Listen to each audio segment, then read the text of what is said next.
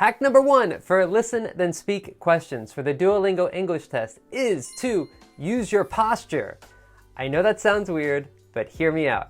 So, for listen then speak questions, you have to listen to a question, you can replay it up to 2 times, and then you have to speak.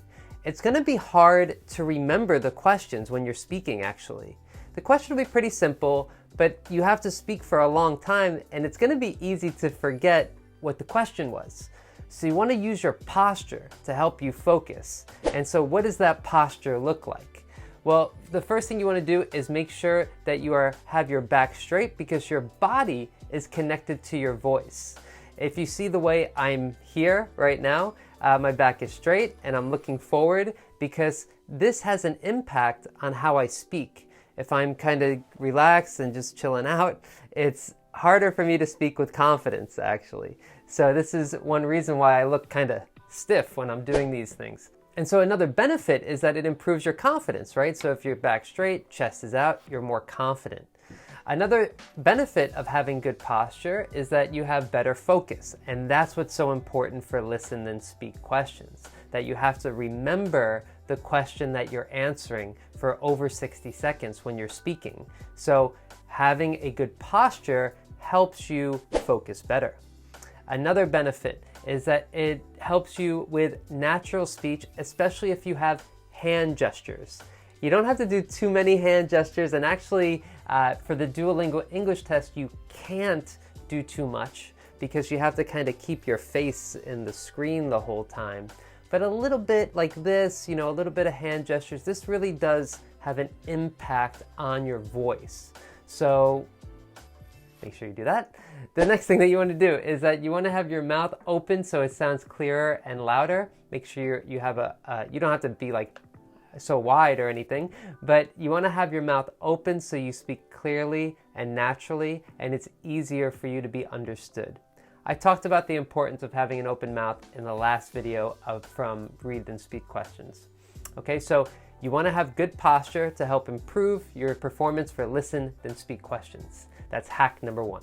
Hack number 2 is to have a structure. Now, I talked about structure a bit in another video. It's different here for listen then speak. For speak about the photo, your structure is going to be a bit different because you're just talking about a picture. For this type of question, you need a different type of structure. So what are these questions? What are the types of questions you'll get? Well, we're going to look at one example here that asks you to, I'll read the question here. Do you think schools should make it mandatory for students to volunteer in places like nursery schools and retirement homes? Explain with reasons and examples. So something that asks you to describe a topic or give your opinion is pretty natural for listen then speak questions. So how should you structure your response? The reason you want to have a structure, by the way, is because you have to speak for a long time. Without a structure, it's kind of harder to do that. So here's the structure. Keep it simple. You want to have an introduction, state your point, and expand on it with reasons and examples. And that's pretty much it for the most part. It's pretty simple. Let's go back to this question. Do you think schools should make it mandatory for students to volunteer in places like nursery schools or retirement homes? Explain. So for my introduction, I say volunteering can be an incredibly rewarding experience, and I do think it would be a great idea if schools made it mandatory. So I state the topic and then kind of give my opinion about it. From there, I'm going to state my first point, my first reason for my opinion. First of all, most teenagers have other things on their minds like hanging out with friends. If students have the opportunity to volunteer, they can learn something new about their community and personality. Okay, so give my reason for my opinion. And now I'm going to expand on that a bit. I'm going to explain that further with an example. And I know this is kind of small to read, so I just made the example larger. I remember when I was in high school, I had to go and help a senior citizen out at a local nursing home. I was paired up with an old man named Joe. He didn't speak much, but handed me a book on his bedside and asked me to read it to him. It was The Old Man and the Sea by Ernest Hemingway. He just laid in his bed with his eyes closed. It was strange and kind of boring at first. As I continued to read, I noticed how happy he was, just laying there with his eyes closed and listening.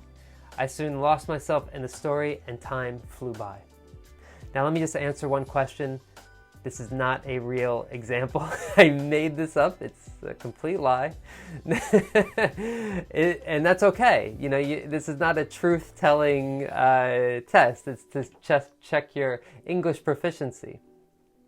This might not be the most comfortable thing for you to do, but if you can find an example, so like for example, I've read Old Man and the Sea before. I've been to a retirement home. It was to visit my grandma. It wasn't to volunteer. You can use pieces of your life to kind of make a story that helps support your opinion for this question. So it doesn't have to be true, but an example will help you develop the topic and help you speak for a bit longer. So that's why it's there. So don't get too stressed out if you feel like you don't have an example. You can make one up. Okay. So I do that, and then I finish it up with a conclusion where I say, in the end, I was thankful for the experience and learned to appreciate the little things, like a good book, which is why I definitely think schools should make it mandatory for students to volunteer. So pretty simple structure. I have an introduction, I have a reason for my opinion, I have an example, and I have a conclusion. You can give 2 reasons and 2 examples if you need more time, but that's the basic structure for the most part. All right, hope that you found that helpful. Hack number 3 is to subscribe to the channel. Hit the like button, subscribe, turn on the notifications. It'd be a huge help, and I will be very thankful. All right, hack number 3. No, not 4. Hack number 3. The real hack number 3 is to give a personal example. I just talked about this with structure. The reason why you want to give a personal example is because it helps you expand your response, basically. Because speaking for, it says at least 30 seconds, but you want to speak for up to 60 seconds or more, is hard to do. So a personal example is one way that you can do that. And let me just read this one example here. This is a different question. This question is, describe the positive effects the internet has on a population of people. Give specific examples and reasons for your answer.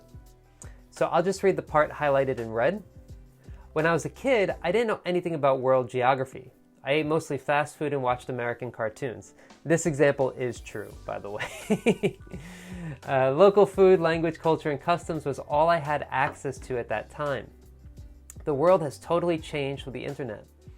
No matter where you're located, you can learn about any language, any culture, any cuisine. I mean, you can learn about anything.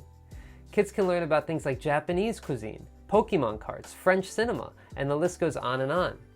In my opinion, this is actually making kids smarter. They're no longer restricted to only one way of looking at the world. So I give a personal example to help support my opinion. In this case, is the internet having a positive effect on people. So your opinion might be different, that's great, and give a personal example to help you extend your answer. Hack number 4 is to use a few transition words. They're also called discourse markers. You don't have to worry too much about these, but you want to know a few to help you answer the question. Let me give you a few simple examples of transition words. Let's say that I am giving the first reason for my opinion, okay? Firstly, one reason I think this is, so these are just a couple simple examples. Or let's say that you want to add information. Also, additionally, on top of that. A few simple transitions or conclusions to sum up in conclusion, as you can see. These are discourse markers, transition words and phrases, whatever you want to call them.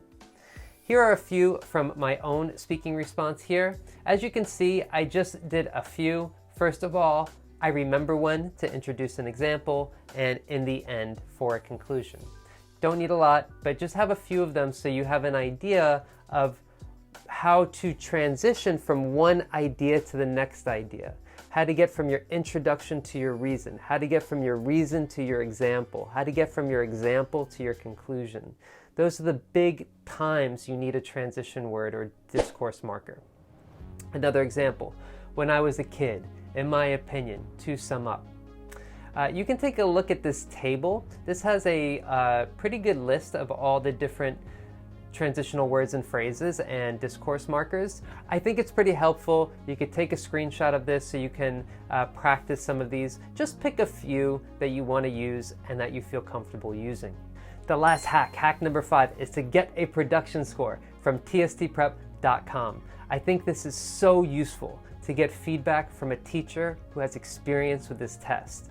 If you're not sure what your strengths and weaknesses are, if you've taken the test and didn't get your score, you need somebody to listen to your speaking or your writing, production is both speaking and writing, and tell you not just your strengths and weaknesses, but also what you need to do to improve. Check it out, tstprep.com. It's a 30-minute call and it'll help you learn a lot about what you need to do to improve your production score. But that's it. Those are the 5 hacks for listen, then speak. But there are more questions to go over for the Duolingo English test, particularly the read then write questions. So that's the next part of this 5 hack series, talking about writing, read then write. Thank you for watching. Hit the subscribe button, really helped me a lot, and I'll see you in the next one. All right, take care.